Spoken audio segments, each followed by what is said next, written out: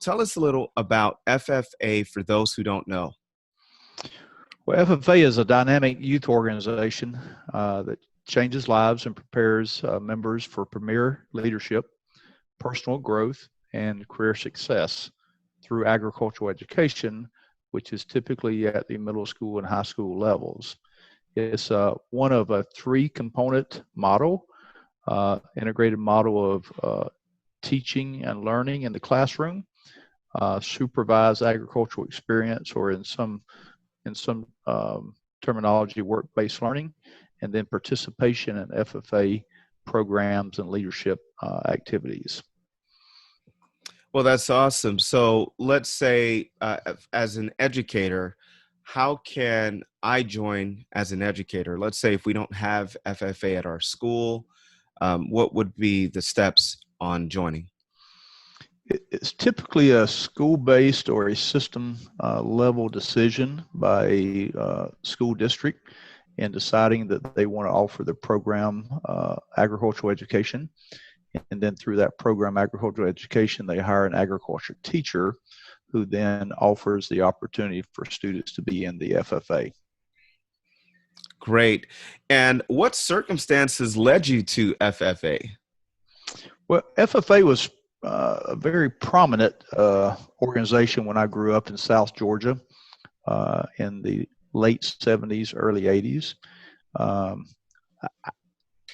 was a troubled youth, grew up in poverty, had some speech challenges, was probably heading down a bad road in some of the people that I was hanging around with. And by enrolling in agriculture education, I was introduced to two teachers, Jerry Lamon and Mike Tanner.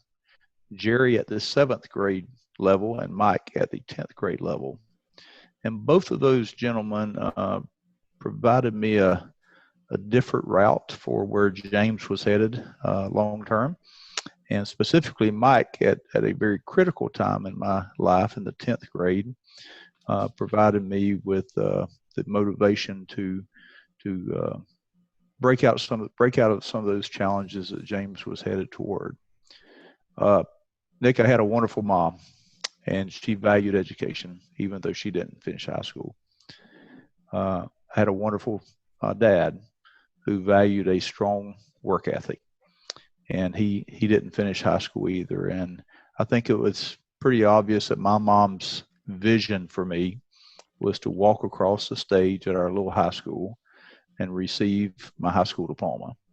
And that was probably the extent of what she understood about education. And the value was to get a high school diploma and graduate from high school. And I appreciate her so much for that. My dad, the work ethic piece was really, really important for him. He grew up on the heels of the Great Depression. He's a little older than my mom, and he just valued working as dignity. And just had a lot of respect from the community for the work that he did. But I guess James, Nick, needed a little bit more than that. He needed a little bit of motivation from some teachers and educators. And they did that at a very critical time in my life and probably gave me that idea that there was something beyond work called a career that I could succeed in. I could, not that I needed to leave that little town, but it was a way of a passage to somewhere else for me to have the opportunity to have an impact on young people to the same degree that my ag teacher had in my life. And that became my life mission, is to make the difference in the life of a student to the same degree that my ag teachers made in my life.